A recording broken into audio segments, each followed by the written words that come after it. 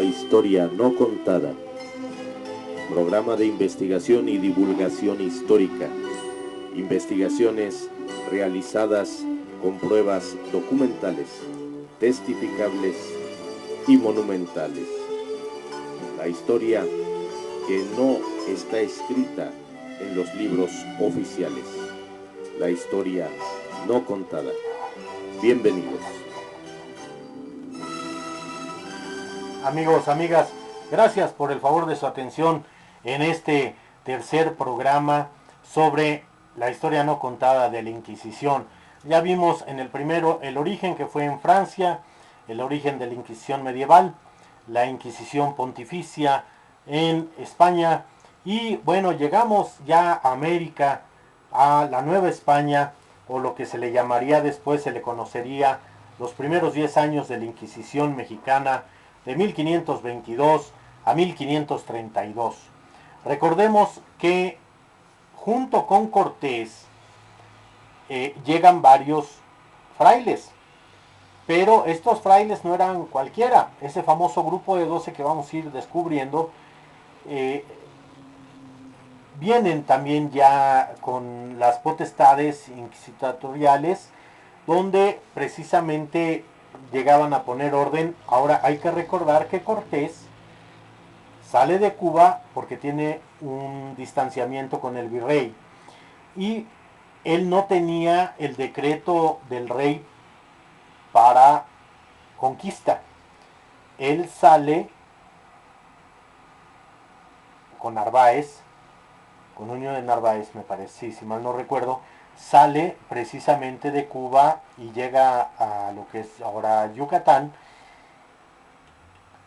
como explorador, y vienen a explorar, pero él conquista, y conquista sin decreto real. Entonces, Cortés había sido escribano real, Cortés había estudiado leyes, tenía muy buena redacción, sabía escribir documentos. Entonces Cortés también sabía hacer, vamos a decirlo así, sus tranzas en la manera de lo que declaraba, lo que decía, y lo podemos ver en todas sus cartas relación, que esa repatriación de las cartas relación de Cortés a Carlos V, primero de España, quinto de Prusia, que sería de Alemania. Bueno, pues esto se lo debemos a Maximiliano de Habsburgo, cuando es emperador de México. Entonces, bueno, dice así: gracias a la bula Inter Cátedra del Papa Alejandro VI. Alejandro VI, el Papa Borgia, el Papa que hizo y deshizo como quiso, a sus hijos los nombró cardenales, de verdad era un verdadero relajo, pero eso sí, a él se le debe la bula de, primera, esta bula, la Intercátera del 4 de mayo de 1493, fue, fíjense bien amigos, amigas, para la repartición de tierras americanas entre España y Portugal, pero sobre todo para la evangelización de las mismas.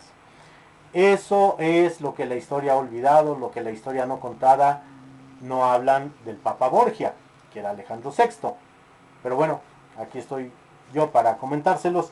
Y bueno, a él se le debe. Ahora bien, antes de 1519, porque recordemos que Cortés llega a Yucatán en 1519, no hay datos, por lo menos 30 años antes, de actividad religiosa en América y actividad inquisidora.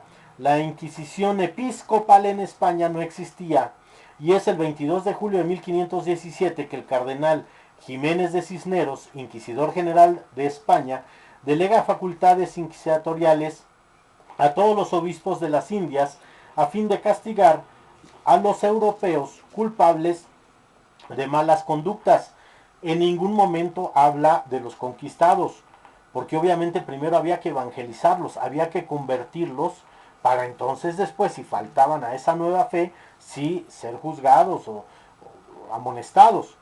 Los europeos que ya venían conversos, que ya desde niños habían abrazado la fe católica, pues esos excesos, ¿no? Y muchos de ellos vamos a encontrar que van a ser precisamente conquistadores que llegan con Cortés, pero sobre todo vamos a encontrar que van a ser deudas, van a ser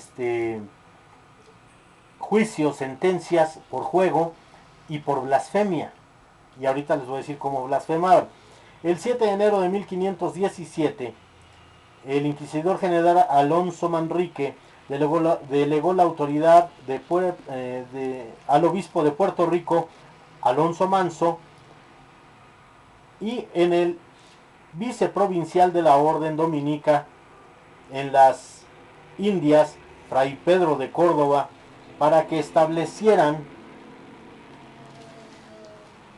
la Inquisición. Manso, como Córdoba, habían estado en las Indias ya 10 años antes de recibir las facultades inquisitoriales de España. Pedro de Córdoba tuvo el cargo de comisario del Santo Oficio hasta el día de su muerte, que hay duda por ahí entre varios historiadores, pero se fija, el año sí, 1525, el día y el mes se habla del 30 de junio. Entonces, yo lo doy con las reservas, 30 de junio de 1525, la muerte de Pedro de Córdoba, comisario del Santo Oficio, y muere allí en Santo Domingo. Aunque es la historia no contada, sin duda el clero que llega con Hernán Cortés llega con facultades inquisidoras, dándose el primer juicio en 1522. El juicio es el del indio Marcos de Acolhuacan por el crimen del concubinato. Hay 2 documentos más de Inquisición ya aquí en la Nueva España en 1523. El primero es contra de herejes y judíos, y el segundo es tan amplio que se extiende a toda persona que de palabra y obra sería señalada y juzgada por actos que parecieran pecado. O sea, nunca falta el chismoso, ¿no? O los intereses creados que te señalen, te metan en un problema o te levanten un falso, que hasta nuestros días es el pan nuestro de cada día. Hernán Cortés, en su carta de relación del 15 de octubre de 1524, le solicita al rey no envíe obispos, sino frailes en gran número, con facultades extraordinarias a la Nueva España. Entonces recuerden, 15 de octubre de 1524, en una de sus cartas relación. Hay un libro así de las cartas relaciones de Cortés. Pero ya la orden franciscana se había adelantado varios años antes a la solicitud de Cortés. La falta de misioneros y además que el clero secular, o sea, los que no son religiosos, los que serían los diocesanos, no gozaba del total privilegio de suministrar los sacramentos, los ritos sacramentales completos de la Iglesia. Los franciscanos le piden al Papa facultades extraordinarias y el 10 de abril de 1521, el Papa León X promulga una bula por la cual la orden franciscana se le concedía el desempeñarse como clero regular en zonas donde no hubiese sacerdotes u obispos. Posteriormente, y esto es muy importante, acuérdense, el Papa Adriano VI, mediante la bula Exponi Nobis, conocida como la Omnimoda, del 10 de mayo de 1522, esos privilegios se les concede a todas las órdenes religiosas y autorizaba también a ejercer casi todas las facultades episcopales, excepto la ordenación sacerdotal, en aquellas zonas donde el obispo residente estuviera a 2 días de distancia. Ahora bien, recuerden este nombre, Fray Martín de Valencia, de la Orden Franciscana Menor, de la OFM, integrante del célebre grupo de los 12 que llegó a la Nueva España el 15 de mayo de 1524, siendo el primer fraile con facultades inquisitoriales, siendo comisario del Santo Oficio, ya que Pedro de Córdoba le delega sus facultades cuando precisamente Martín de Valencia pasa por Santo Domingo en su camino hacia la Nueva España, y Córdoba establecía que Valencia debía retener el cargo hasta que hubiese un prelado dominico en la Nueva España. Martín de Valencia traía instrucciones muy negras e interesantes, a su vez teniendo conflicto con la autoridad civil, ya que Valencia reclama que sus credenciales le otorgaban jurisdicción civil y criminal como eclesiástica. De marzo a julio de 1525, Valencia tiene grandes diferencias con Gonzalo de Salamanca. ¿Quién era Gonzalo de Salamanca? Un inquisidor que llega con Cortés y era el representante legal, por decirlo así, de Hernán Cortés.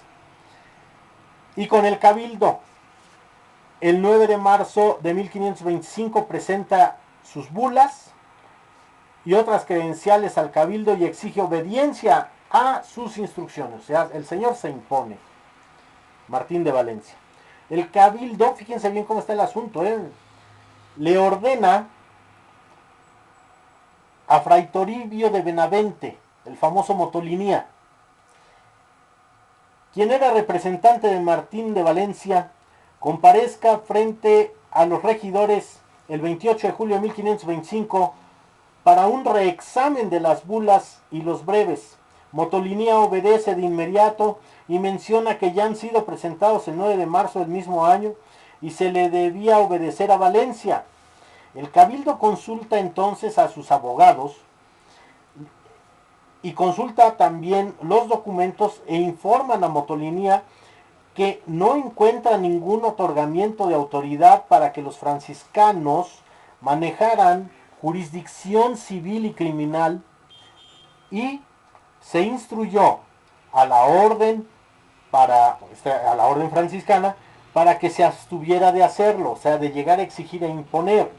En 1526 llega a su fin el periodo de comisario del Santo Oficio de Fray Martín de Valencia, cuando llega a la Nueva España el dominico Tomás Ortiz, quien regresa a España dejando en su lugar al dominico Fray Domingo de Betanzos, que realmente va a ser el primer inquisidor dominico ya con todas las de la ley.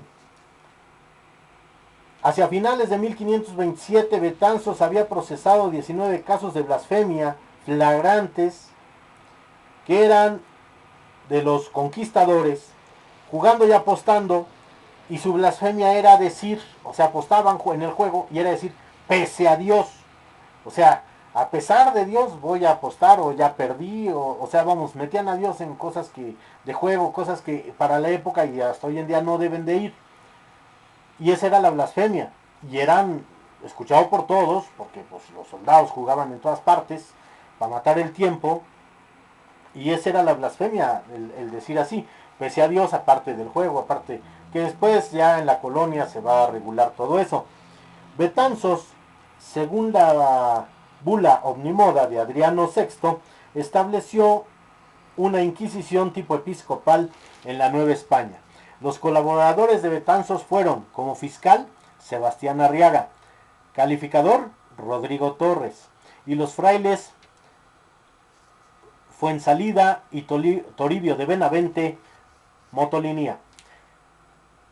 Caso sobresaliente en la época de Betanzos fue el de Rodrigo Rangel, conquistador de 80 años de edad, que fue convicto, o sea, fue metido a la cárcel por blasfemo.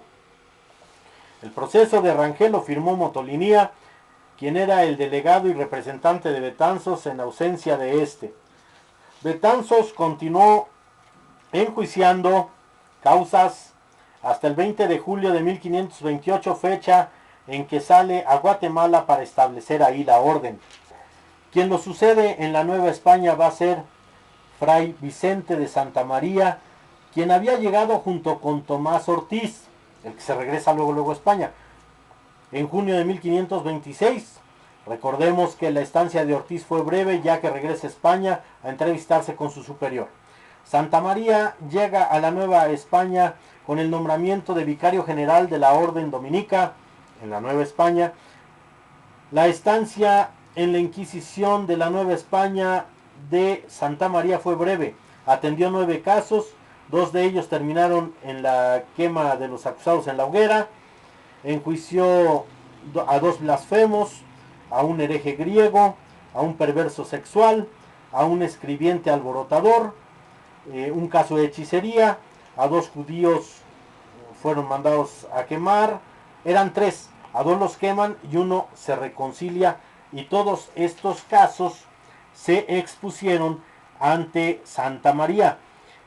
En 1528, después de este año, cesó sus funciones. Se dice que fue por imprudente, por haber quemado a estos judíos no conversos en el año 1528. Otra explicación de que Santa María cesan sus funciones fue porque el Obispado de México, hablando de México, el Obispado de la Nueva España, se erige en 1527 y el primer obispo y después arzobispo va a ser Fray Juan de Zumárraga, quien asume el puesto de inquisidor y juez eclesiástico ordinario.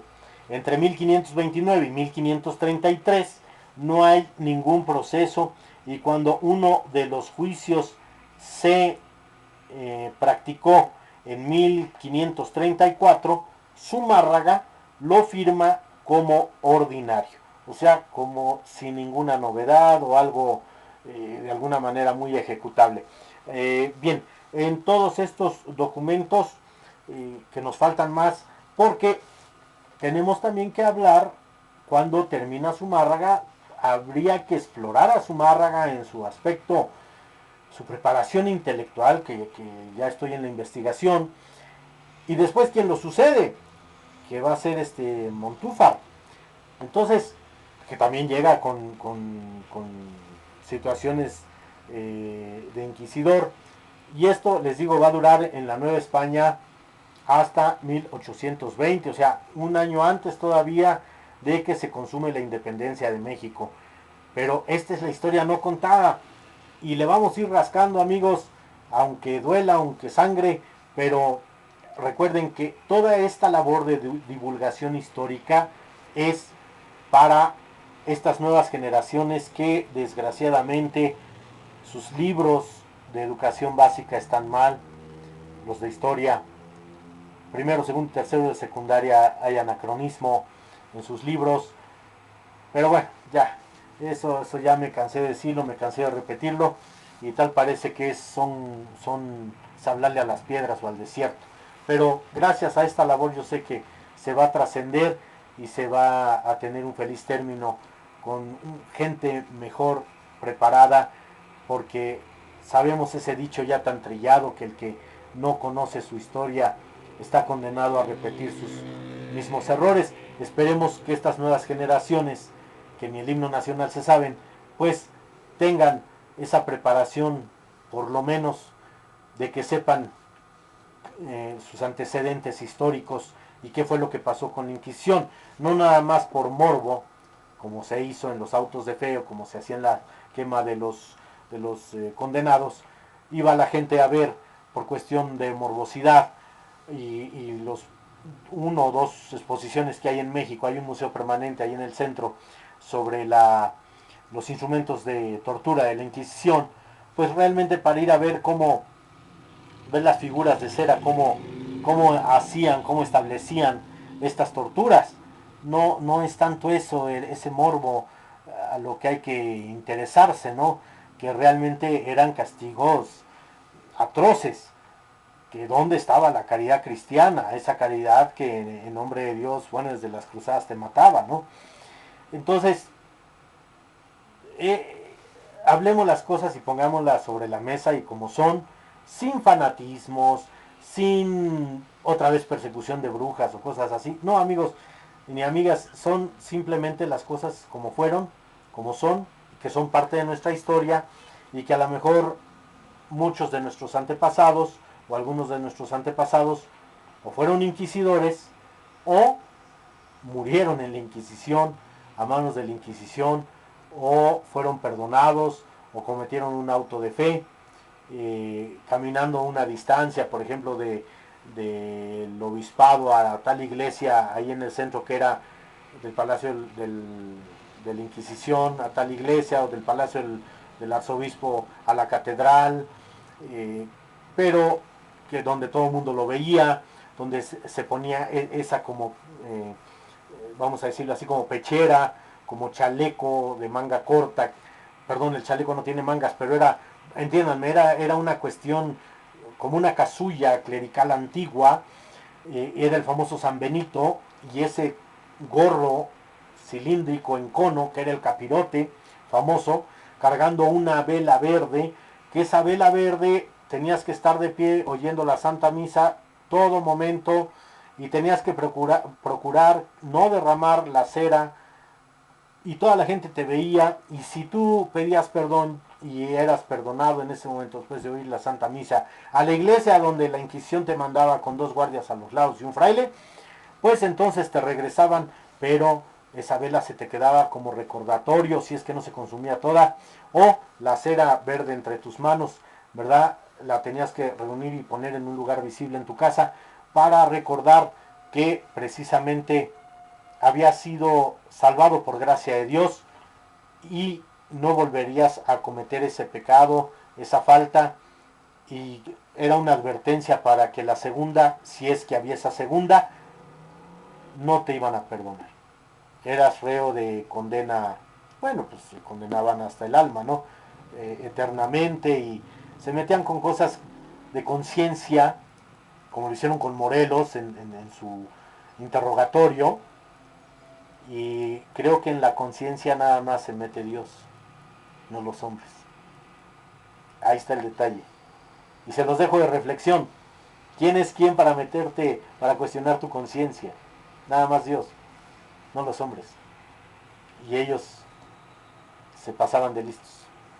Por eso, de alguna manera, en los demás programas, en los programas que continuarán sobre la Inquisición, veremos a Montúfar, veremos las demás historias que vienen después de Zumárraga y lo que hace Zumárraga en su periodo.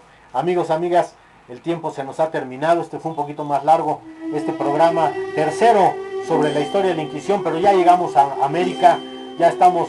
Las 2 inquisiciones más grandes y más fuertes que hubo fue la de la Nueva España y la del Perú. Gracias por el favor de su atención. Su amigo Ricardo Trián se despide agradeciendo el favor de su presencia. Denle like, denle campanita para que se active cada vez que suba yo un video, un programa, tengan ustedes el aviso de que hay algo nuevo. Gracias por sus comentarios, gracias a la gente de Brasil que me está escribiendo, muy amables, les agradezco. Sin ustedes no somos nada. Gracias y hasta la próxima.